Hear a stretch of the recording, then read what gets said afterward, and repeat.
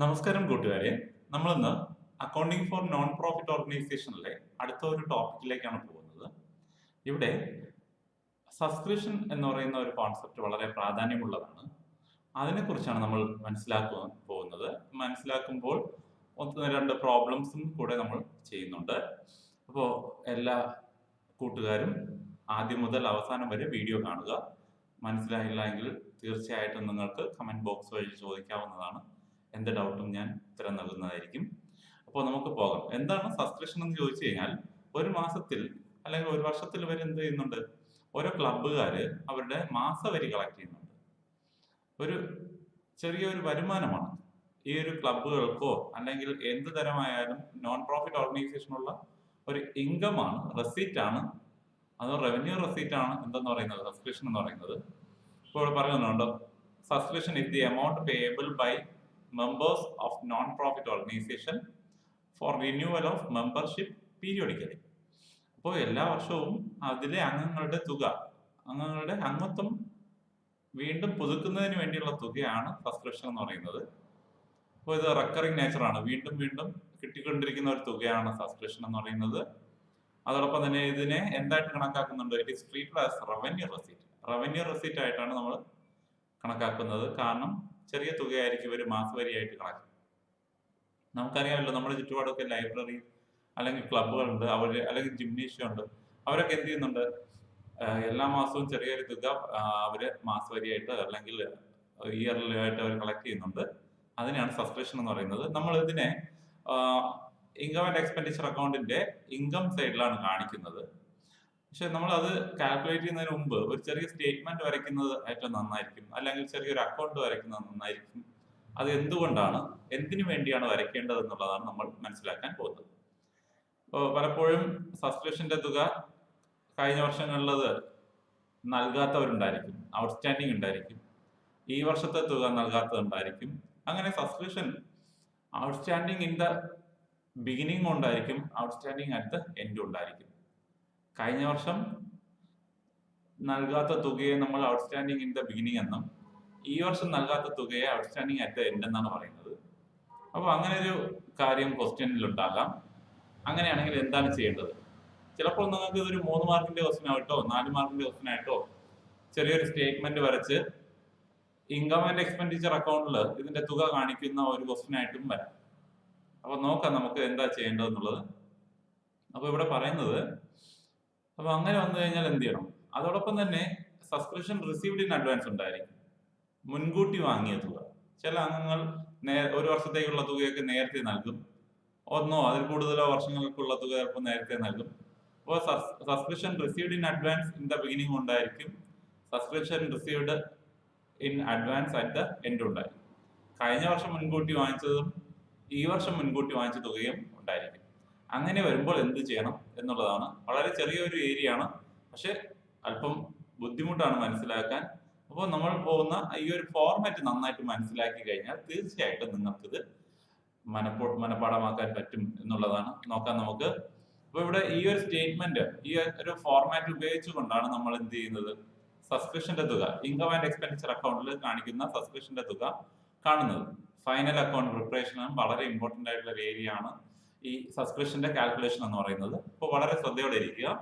അപ്പൊ നോക്കിയ ക്വസ്റ്റ്യനിൽ തന്നിരിക്കുന്ന വിവരങ്ങൾ, നമ്മുടെ റെസീറ്റ് ആൻഡ് പേയ്മെന്റ് അക്കൗണ്ടിൽ കഴിഞ്ഞ വർഷത്തെ സബ്സ്ക്രിപ്ഷന്റെ തുക ഉണ്ടായിരിക്കും, കിട്ടിയതുണ്ടായിരിക്കും. ഈ വർഷത്തെ സബ്സ്ക്രിപ്ഷന്റെ തുക കിട്ടിയതുണ്ടായിരിക്കും. അടുത്ത വർഷത്തെ അഡ്വാൻസ് ആയിട്ട് കിട്ടിയ തുക ഉണ്ടായിരിക്കും. അപ്പോൾ റെസീറ്റ് ആൻഡ് പേയ്മെന്റ് അക്കൗണ്ടിൽ റെസീറ്റ് സൈഡിൽ സബ്സ്ക്രിപ്ഷൻ എന്ന് പറഞ്ഞ് എഴുതിയിട്ട് അതിന്റെ താഴെയായിട്ട് എന്തുണ്ടായിരിക്കും? 3 എമൗണ്ട്സ് ഉണ്ടായിരിക്കും അല്ലേ? അതിൽ കറണ്ട് ഇയർ എമൗണ്ട് ആണ് നമ്മൾ ഇവിടെ എടുക്കേണ്ടത്. ഈ subscription received during the year, subscription received during the year എന്ന് പറയുന്നത് ഈ വർഷം കിട്ടിയ തുകയാണ്. ഈ വർഷം കിട്ടിയ തുകയാണ്. അത് റെസീറ്റ് ആൻഡ് പേയ്മെന്റ് അക്കൗണ്ടിന്റെ റെസീറ്റ് സൈഡിൽ സബ്സ്ക്രിപ്ഷനിൽ നടുക്കുള്ള തുകയാണ്. പലപ്പോഴും 3 വർഷത്തെ തുക തന്നിരിക്കും. പ്രീവിയസ് ഇയർ, കറണ്ട് ഇയർ, അടുത്ത നെക്സ്റ്റ് ഇയറിലുള്ളത് തന്നിട്ടുണ്ടായിരിക്കും. നമുക്ക് വേണ്ടത് കറണ്ട് ഇയറിന്റെ തുകയാണ്. അതാണ് ആദ്യം നമ്മൾ എഴുതുന്നത്. അതിനോടൊപ്പം ആഡ് ചെയ്യുന്നത് 2 കാര്യങ്ങളാണ്. Outstanding subscription at the end of current year. ഈ വർഷം അവസാനം സബ്സ്ക്രിപ്ഷന്റെ തുക നൽകാൻ നമുക്ക് നൽകാനുള്ള ആൾക്കാരുടെ തുക outstanding subscription at the end of the year add ചെയ്യണം. അതോടൊപ്പം തന്നെ prepaid or advance at the beginning of the previous year. Prepaid or advance at the beginning of the previous year. കഴിഞ്ഞ വർഷം മുൻകൂട്ടി തന്ന തുക നമ്മൾ ആഡ് ചെയ്യും. അപ്പോൾ ഓർത്തിരിക്കുക, ഔട്ട്സ്റ്റാൻഡിങ് സബ്സ്ക്രിപ്ഷൻ അറ്റ് ദ ബിഗിനിങ്ങും എൻഡും ഉണ്ടായിരിക്കും. നമ്മൾ ആഡ് ചെയ്യുന്നത് എൻഡ് ആണ്, അറ്റ് ദ എൻഡ് ആണ് നമ്മൾ എന്ത് ചെയ്യുന്നത്, ആഡ് ചെയ്യുന്നത്. Prepaid advance at the beginning ആണ് ആഡ് ചെയ്യുന്നത്, ഓർത്തിരിക്കുക. അതോടൊപ്പം തന്നെ ലെസ് ചെയ്യുന്നത് ഇതിന്റെ രണ്ടിന്റെയും ഓപ്പോസിറ്റ് എമൗണ്ട്. നോക്കിയേ, less outstanding subscription at the beginning. അപ്പോൾ ഒരു വർഷത്തിന്റെ തുടക്കത്തിൽ ഉണ്ടായിരുന്ന ഔട്ട്സ്റ്റാൻഡിങ് തുക നമ്മൾ എന്ത് ചെയ്യുന്നു, ലെസ് ചെയ്യുന്നു. അതിനുള്ള കാരണം എന്ന് പറയുന്നത് ഈ ഒരു എമൗണ്ട് ചിലപ്പോൾ പൂർണ്ണമായിട്ടും മെമ്പേഴ്സ് നൽകിയിട്ടുണ്ടായിരിക്കാം, ചിലപ്പോൾ കുറച്ചുകൂടി നൽകാനുണ്ടായിരിക്കാം. ഉദാഹരണത്തിന് പ്രീവിയസ് ഇയറിൽ ഒരു 1000 രൂപ ഔട്ട്സ്റ്റാൻഡിങ് ഉണ്ട്, ഈ വർഷം അവസാനം 10,000 രൂപ ഔട്ട്സ്റ്റാൻഡിങ് ഉണ്ട്. ചിലപ്പോൾ ഈ 10,000-നകത്ത് ഈ 1000 രൂപ കൂടെ ആഡ് ചെയ്തിട്ടുണ്ടായിരിക്കാം, ചിലപ്പോൾ അത് കൊടുത്തിട്ടുണ്ടായിരിക്കാം. അപ്പോൾ outstanding subscription at the end add ചെയ്യും, prepaid or advance at the beginning add ചെയ്യും. ലെസ് ചെയ്യുന്നത് ഔട്ട്സ്റ്റാൻഡിങ് സബ്സ്ക്രിപ്ഷൻ അറ്റ് ദ ബിഗിനിങ്ങും prepaid or advance received in advance at the എൻഡുമാണ്. അപ്പോൾ നമുക്ക് കിട്ടുന്ന തുക നമ്മൾ എന്ത് ചെയ്യും, ഈ ഒരു തുക ഡിഫറൻസ് തുകയാണ് നമ്മൾ എന്ത് ചെയ്യുന്നത്, ഇൻകം ആൻഡ് എക്സ്പെൻഡിച്ചർ അക്കൗണ്ടിന്റെ ഇൻകം സൈഡിലേക്ക് എടുക്കുന്നത്. അപ്പോൾ കൂട്ടുകാർ ഈ ഒരു ഫോർമാറ്റ് നന്നായിട്ട് ഓർത്തിരിക്കുക, കാരണം ഇതിനെ ബേസ് ചെയ്തിട്ടുള്ള ഒരു 3 മാർക്കിന്റെയോ അല്ലെങ്കിൽ 4 മാർക്കിന്റെയോ ക്വസ്റ്റ്യൻസ് ഉണ്ടായിരിക്കും എന്നുള്ളതാണ്. അപ്പോൾ വളരെ വ്യക്തമായിട്ട് ഫോർമാറ്റ് മനസ്സിലാക്കിയിരിക്കുക. സിമ്പിൾ ആയിട്ടുള്ള ഒരു ഷോർട്ട് കട്ട് ഓർത്തിരിക്കുക. സബ്സ്ക്രിപ്ഷൻ കറണ്ട് ഇയർ നമ്മൾ ആദ്യം കാണിക്കും, ഔട്ട്സ്റ്റാൻഡിങ് അറ്റ് ദ എൻഡും prepaid at the beginning add ചെയ്യും. അതോടൊപ്പം തന്നെ ഔട്ട്സ്റ്റാൻഡിങ് അറ്റ് ദ ബിഗിനിങ്ങും prepaid at the end less ചെയ്യും. നോക്കിയാൽ അതേ കാര്യം തന്നെയാണ് ഇവിടെ സബ്സ്ക്രിപ്ഷൻ അക്കൗണ്ട് വരച്ച് കാണിക്കുന്നത്. സബ്സ്ക്രിപ്ഷൻ അക്കൗണ്ട് വരച്ചിട്ട് നമുക്ക് ഇതേ രീതിയിൽ ചെയ്യാം. അപ്പോൾ ചെയ്യേണ്ട കാര്യങ്ങളൊക്കെ ഓർത്തിരിക്കുക. ഡെബിറ്റ് സൈഡിൽ ഔട്ട്സ്റ്റാൻഡിങ് സബ്സ്ക്രിപ്ഷൻ അറ്റ് ദ ബിഗിനിങ്ങും, അതോടൊപ്പം തന്നെ ഇപ്പുറത്ത് നമ്മൾ എന്ത് ചെയ്യുന്നുണ്ട്, ഓപ്പണിംഗ് ക്ലോസിംഗ് ബാലൻസ് എഴുതുന്നുണ്ട്. ഓപ്പണിംഗ് ക്ലോസിംഗ് ബാലൻസ് എഴുതുന്നത് ആദ്യം opening balance by balance brought down. Prepaid subscription at the beginning ആണ് ഓപ്പണിംഗ് ബാലൻസ് ആയിട്ട് എഴുതുന്നത്. അതോടൊപ്പം കണ്ടോ ഇവിടെ by balance brought down, prepaid subscription at the ബിഗിനിങ്ങും. അത് തന്നെ ക്ലോസിംഗ് ബാലൻസ് ആയിട്ട് എഴുതുന്നത് എന്താണ്, to balance care down, prepaid subscription at the എൻഡും ആണ്. അതോടൊപ്പം തന്നെ നമ്മൾ ഈ വർഷം കിട്ടിയ തുക കാണിക്കുന്നുണ്ട്. അതുതന്നെ ബാലൻസ് ക്യാരി ഡൗൺ എന്ന് പറയുന്നത് outstanding subscription at the end ആണ്. ഇവിടെ opening balance brought down, outstanding subscription at the beginning ആണ്. അപ്പോൾ ഇത്രയും എഴുതിയതിനു ശേഷം ഡിഫറൻസ് തുകയാണ് നമ്മൾ ഇൻകം ആൻഡ് എക്സ്പെൻഡിച്ചർ അക്കൗണ്ടിൽ കാണിക്കുന്നത്. നേരത്തെ തന്ന ഇൻഫർമേഷൻ തന്നെയാണ്. ഇപ്പോൾ ബിഗിനിങ്ങിന്റെ ഓപ്പണിംഗ് ബാലൻസ് ആണ് അല്ലേ, ഓപ്പണിംഗ് ബാലൻസ് ഏതാണ്, പ്രീപെയ്ഡ് ആണ് അല്ലെങ്കിൽ റിസീവ്ഡ് ഇൻ അഡ്വാൻസ് ആണ്, അത് ക്രെഡിറ്റ് സൈഡിലും. അതിന്റെ ക്ലോസിംഗ് ബാലൻസ് നമ്മൾ അറ്റ് ദ എൻഡ് ആയിട്ടുള്ളതിനെ ഡെബിറ്റ് സൈഡിലും അവസാനം എഴുതുന്നു. അതോടൊപ്പം തന്നെ ഔട്ട്സ്റ്റാൻഡിങ്ങിന്റെ ഓപ്പണിംഗ് ബാലൻസ് ഡെബിറ്റ് സൈഡിൽ, to balance brought down, debit സൈഡിൽ ബിഗിനിങ്ങും ക്ലോസിംഗ് വാല്യൂ അറ്റ് ദ എൻഡിലും എഴുതുന്നു. ഈ വർഷം കിട്ടിയ തുക by receipt and payment account എന്ന് എഴുതുന്നു. അതിനുശേഷം നമ്മൾ ഡിഫറൻസിനെ എന്തെന്ന് കാണിക്കുന്നു, to income and expenditure account balancing figure. ആ ബാലൻസ് ചെയ്യുന്ന തുകയാണ് ടു ഇൻകം ആൻഡ് എക്സ്പെൻഡിച്ചർ അക്കൗണ്ടിലേക്ക് പോകുന്നത്. അപ്പോൾ നമുക്കൊരു പ്രോബ്ലം ചെയ്ത് ഇതെന്താണെന്നുള്ളത് മനസ്സിലാക്കാം. അപ്പോൾ ഇവിടെ calculate the amount of subscription to be credited to income and expenditure account for the year 2007 and 8 എന്നാണ്. അപ്പോൾ നമുക്ക് ഇൻകം ആൻഡ് എക്സ്പെൻഡിച്ചർ അക്കൗണ്ടിൽ കാണിക്കേണ്ട തുക ഏതാണെന്നുള്ളത് വളരെ സിമ്പിൾ ആയിട്ടുള്ള ഒരു പ്രോബ്ലം വഴി നമ്മൾ ചെയ്യാൻ പോവുകയാണ് ആദ്യം.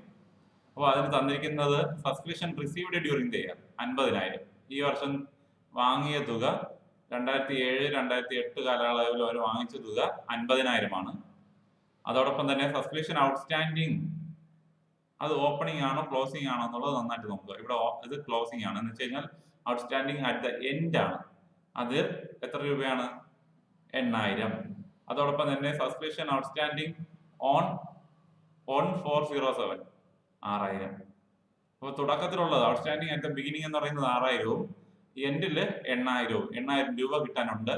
തുടക്കത്തിൽ കിട്ടാനുണ്ടായിരുന്നത് 6,000 രൂപയാണ്. തുടക്കത്തിൽ കിട്ടാനുണ്ടായിരുന്നതെന്ന് പറയുന്നത് എന്താണ്, കഴിഞ്ഞ വർഷത്തെ തുകയാണ്, കഴിഞ്ഞ വർഷത്തെ സബ്സ്ക്രിപ്ഷന്റെ തുകയാണ് കിട്ടാനുണ്ടായിരുന്ന 6000 ഈ വർഷം അവസാനം ആയപ്പോഴേക്കും 8000 രൂപ കിട്ടാനുണ്ട്. അപ്പോൾ ഇത്രയും കാര്യങ്ങൾ വെച്ചിട്ട് നമ്മൾ നേരത്തെ കണ്ട ഫോർമാറ്റ് വഴി എങ്ങനെയാണ് ചെയ്യേണ്ടതെന്നുള്ളത് നോക്കാം. അപ്പോൾ ഓർത്തിരിക്കുക, നമ്മൾ എന്ത് ചെയ്യും? വളരെ സിമ്പിൾ ആണ്. Subscription received during the year, current year സബ്സ്ക്രിപ്ഷനോടൊപ്പം ഔട്ട്സ്റ്റാൻഡിംഗ് കൂട്ടും, ഔട്ട്സ്റ്റാൻഡിംഗ് അറ്റ് ദ എൻഡ് കൂട്ടും, ഔട്ട്സ്റ്റാൻഡിംഗ് അറ്റ് ദ ബിഗിനിങ് കുറയ്ക്കും. Subscription received during the year 50,000 രൂപ. അതോടൊപ്പം തന്നെ outstanding subscription at the end of the year 8000 രൂപ ആഡ് ചെയ്തു. ലെസ് ചെയ്യുന്നത് ഏതാണ്?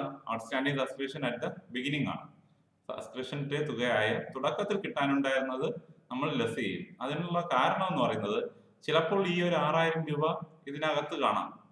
ആ വർഷത്തെ അവസാനം കിട്ടാനുള്ള തുകയ്ക്കകത്ത് അത് ഇൻക്ലൂഡഡ് ആയിരിക്കാം, അതിനകത്ത് അത് ഉൾപ്പെട്ടിരിക്കാം. ചിലപ്പോൾ അതിൽ പകുതി തുക ആ മെമ്പേഴ്സ് കൊടുത്തിരിക്കാം. അപ്പോൾ അത് നമുക്ക് അറിയില്ല. പക്ഷെ അവസാനത്തെ തുകയാണ് നമ്മൾ എന്ത് ചെയ്യുന്നത്? ആഡ് ചെയ്യുന്നത്. എങ്കിൽ മാത്രമേ നമുക്ക് ഈ വർഷം എത്രയാണ് ഇൻകം ഉണ്ടായിരുന്നത് എന്നുള്ളത് കറക്റ്റ് ആയിട്ട് അറിയാൻ പറ്റുകയുള്ളൂ. അപ്പോൾ less outstanding subscription at the beginning 6000 രൂപ. നമുക്ക് അപ്പോൾ ഡിഫറൻസ് തുകയാണ് 52,000 രൂപ. ഈ ഒരു തുകയാണ് നമ്മൾ ഇൻകം ആൻഡ് എക്സ്പെൻഡിച്ചർ അക്കൗണ്ടിന്റെ ക്രെഡിറ്റ് സൈഡിൽ കാണിക്കുന്നത്, ഇൻകം സൈഡിൽ കാണിക്കുന്നത്. അപ്പോൾ ഇവിടെ വെറും outstanding subscription at the end beginning മാത്രമാണ് തന്നത്. ഇനി അടുത്തൊരു ക്വസ്റ്റ്യനിൽ നമ്മൾ സബ്സ്ക്രിപ്ഷൻ റിസീവ്ഡ് ഇൻ അഡ്വാൻസ് കൂടെ കാണിക്കും. അപ്പോൾ ഈ ക്വസ്റ്റ്യൻ നോക്കിയാൽ അത് കുറച്ചുകൂടെ വ്യക്തമായിട്ട് മനസ്സിലാകും. ഇവിടെ Mumbai club received subscription during the year 2005-06 1,50,000, 1,50,000 രൂപ ആ വർഷം അവർക്ക് സബ്സ്ക്രിപ്ഷൻ ആയിട്ട് കിട്ടി. അതോടൊപ്പം തന്നെ subscription received on 31st March 2005 4,500 രൂപ. അപ്പോൾ റിസീവ്ഡ് ഓൺ അല്ലെങ്കിൽ എന്താ പറയുക, അഡ്വാൻസ് ആയിട്ട് റിസീവ് ചെയ്തത് തുടക്കത്തിൽ ബിഗിനിങ് ഉള്ളത് 4,500 രൂപ. അങ്ങനെ അഡ്വാൻസ് ആയിട്ട് റിസീവ് ചെയ്തത്, റിസീവ്ഡ് എന്ന് പറയുമ്പോൾ അഡ്വാൻസ് ആയിട്ട് റിസീവ് ചെയ്തത് ആ വർഷം അവസാനം 5,100 രൂപ. അതോടൊപ്പം തന്നെ സബ്സ്ക്രിപ്ഷൻ റിസീവ്ഡ് ഔട്ട്സ്റ്റാൻഡിംഗ് ആ വർഷത്തെ ഔട്ട്സ്റ്റാൻഡിംഗ് എന്ന് പറയുന്നത് അറ്റ് ദ എൻഡ് എന്ന് പറയുന്നത് 3,800-ഉം അതോടൊപ്പം തന്നെ അറ്റ് ദ ബിഗിനിങ് എന്ന് പറയുന്നത് 6,000 ആണ്. അപ്പോൾ ഈ ഒരു കാര്യം ഇവിടെ രണ്ട് കാര്യം കൂടെ വന്നിട്ടുണ്ട്. എന്ത്? റിസീവ്ഡ് ഇൻ അഡ്വാൻസ് ബിഗിനിങ്ങും എൻഡും വന്നിട്ടുണ്ട്. അപ്പോൾ നമ്മൾ എന്ത് ചെയ്യും? ബിഗിനിങ് ആഡ് ചെയ്യും, എൻഡ് ലെസ് ചെയ്യും എന്നുള്ളത് ഓർത്തിരിക്കുക. നോക്കി ഇതിന്റെ ഉത്തരത്തിൽ നമുക്ക് വളരെ വ്യക്തമാകും. അപ്പോൾ ആദ്യമേ നമ്മൾ എന്ത് എഴുതുന്നു? ഈ വർഷം കിട്ടിയ സബ്സ്ക്രിപ്ഷന്റെ തുക 1,50,000 എഴുതി. അതിനോടൊപ്പം സബ്സ്ക്രിപ്ഷൻ ഔട്ട്സ്റ്റാൻഡിംഗ് ആ വർഷത്തെ അവസാനത്തെ തുക 3,800 രൂപ ആഡ് ചെയ്തു. Prepaid or received in advance beginning year ആണ് അല്ലേ, അത് 4,500 രൂപ നമ്മൾ ആഡ് ചെയ്തു. ജസ്റ്റ് ഓപ്പോസിറ്റ് ഉള്ള തുകകൾ നമ്മൾ ലെസ് ചെയ്യുകയാണ്. Outstanding subscription at the beginning 6,000 രൂപ ലെസ് ചെയ്തു. Prepaid at the end or received in advance at the end 5,100 രൂപ ലെസ് ചെയ്യുമ്പോൾ നമുക്ക് ഇൻകം ആൻഡ് എക്സ്പെൻഡിച്ചർ അക്കൗണ്ടിൽ കാണിക്കേണ്ട തുക കിട്ടും. ഒരിക്കൽ കൂടെ പറയാൻ കൂട്ടുകാരെ നോക്കുക. നമ്മുടെ ക്വസ്റ്റ്യനിൽ നിന്ന് ഈ വർഷം കിട്ടിയ തുക, സബ്സ്ക്രിപ്ഷന്റെ ഈ വർഷം കിട്ടിയ തുക 1,50,000 ഇവിടെ എഴുതി. അതിനോടൊപ്പം outstanding subscription at the end ഈ വർഷത്തെ അവസാനം കിട്ടാനുള്ള തുക 3,800 രൂപ എഴുതിയിട്ടുണ്ട്. അതോടൊപ്പം തന്നെ prepaid or received in advance at the beginning തുടക്കത്തിൽ നേരത്തെ കിട്ടിയത്, കഴിഞ്ഞ വർഷം തുടക്കത്തിൽ നേരത്തെ കിട്ടിയത് അഡ്വാൻസ് ആയിട്ട് കിട്ടിയത് 4,500 രൂപ. അതോടൊപ്പം തന്നെ outstanding subscription at the beginning നമ്മൾ എന്ത് ചെയ്യുന്നു? കുറയ്ക്കുന്നു. പ്രീപെയ്ഡ് അറ്റ് ദ എൻഡും കുറയ്ക്കുന്നു. അപ്പോൾ നമുക്ക് എന്ത് കിട്ടും? ഇൻകം ആൻഡ് എക്സ്പെൻഡിച്ചർ അക്കൗണ്ടിൽ കാണിക്കേണ്ട തുക കിട്ടും. അപ്പോൾ ഇത്രയും കോംപ്ലക്സ് ആയിട്ടുള്ള പ്രോബ്ലംസ് ചിലപ്പോൾ നിങ്ങൾക്ക് ഒരു 4 മാർക്കിന്റെ ക്വസ്റ്റ്യൻ ആയിട്ടൊക്കെ ചോദിക്കാം. ഇല്ല എങ്കിൽ നിങ്ങൾക്ക് ഫൈനൽ അക്കൗണ്ടിൽ, ഇൻകം ആൻഡ് എക്സ്പെൻഡിച്ചർ അക്കൗണ്ടിന്റെ ഫൈനൽ അക്കൗണ്ടിനോടൊപ്പവും ചോദിക്കാം. അപ്പോൾ ഓർത്തിരിക്കുക, ഈ ഒരു ഫോർമാറ്റ് പഠിക്കുകയാണെങ്കിൽ വളരെ ഈസിയാണ്. അപ്പോൾ ഈ ഒരു ഫോർമാറ്റ് പഠിക്കുന്നത് എന്ന് പറഞ്ഞു കഴിഞ്ഞാൽ ചിലപ്പോൾ നമുക്ക് 4 മാർക്കിന്റെ ക്വസ്റ്റ്യൻ അറ്റൻഡ് ചെയ്യേണ്ടതാണ്. അല്ലെങ്കിൽ നമ്മൾ എന്ത് ചെയ്താൽ മതി? ഇൻകം ആൻഡ് എക്സ്പെൻഡിച്ചർ അക്കൗണ്ടിന്റെ ക്രെഡിറ്റ് സൈഡിലുള്ളത് എഴുതി കാണിച്ചാൽ മതി. എങ്ങനെ എഴുതി കാണിക്കണം? നമ്മൾ ആദ്യം ഇൻകം ആൻഡ് എക്സ്പെൻഡിച്ചർ അക്കൗണ്ടിന്റെ ക്രെഡിറ്റ് സൈഡിൽ പർട്ടിക്കുലർ കോളത്തിനകത്ത് നമ്മൾ എന്ത് ചെയ്യും? അപ്പോൾ ഇത് പർട്ടിക്കുലർ കോളം എമൗണ്ട് കോളാണെന്ന് സങ്കല്പിക്കുക. സബ്സ്ക്രിപ്ഷന്റെ തുക അകത്ത് എഴുതും, എമൗണ്ട് കോളത്തിലല്ല പർട്ടിക്കുലർ കോളത്തിൽ എഴുതും. 1,50,000 ഔട്ട്സ്റ്റാൻഡിംഗ് അറ്റ് ദ എൻഡ് 3,800 രൂപ പർട്ടിക്കുലർ കോളത്തിൽ എഴുതും. Prepaid or received in advance beginning നമ്മുടെ പർട്ടിക്കുലർ കോളത്തിനകത്ത് എഴുതും. അതോടൊപ്പം തന്നെ ലെസ് ചെയ്യേണ്ട തുകയും അകത്ത് എഴുതിയിട്ട് ഡിഫറൻസ് തുക മാത്രമായിരിക്കും നമ്മൾ എവിടെ കാണിക്കുക? എമൗണ്ട് കോളത്തിൽ കാണിക്കുക. ഓർത്തിരിക്കുക. അങ്ങനെയാണ് നമ്മൾ ഇൻകം ആൻഡ് എക്സ്പെൻഡിച്ചർ അക്കൗണ്ടിൽ റെക്കോർഡ് ചെയ്യേണ്ടത്. അപ്പോൾ കൂട്ടുകാരെ, സബ്സ്ക്രിപ്ഷനായിട്ട് ബന്ധപ്പെട്ടുള്ള അഡ്ജസ്റ്റ്മെന്റ് വളരെ പ്രാധാന്യമുള്ളതാണ്. ഓർത്തിരിക്കുക, വളരെ ഇമ്പോർട്ടന്റ് ആണ്. അപ്പോൾ ഈ 2 പ്രോബ്ലംസ് ഒന്ന് വർക്ക്ഔട്ട് ചെയ്യുക. ഇതുപോലത്തെ പ്രോബ്ലംസ് ഒത്തിരി ക്വസ്റ്റ്യൻസ്, പ്രാക്ടിക്കൽ ക്വസ്റ്റ്യൻസ് നിങ്ങളുടെ ടെക്സ്റ്റ് ബുക്കിലുണ്ട്. അതൊന്ന് ചെയ്ത് മനസ്സിലാക്കുക. ഡൗട്ട് എന്തെങ്കിലും ഉണ്ടെങ്കിൽ നിങ്ങൾ തീർച്ചയായിട്ടും കമന്റ് ബോക്സിൽ ചോദിക്കുക. ഞാനത് ക്ലിയർ ചെയ്യുന്നതാണ്. Okay, thank you.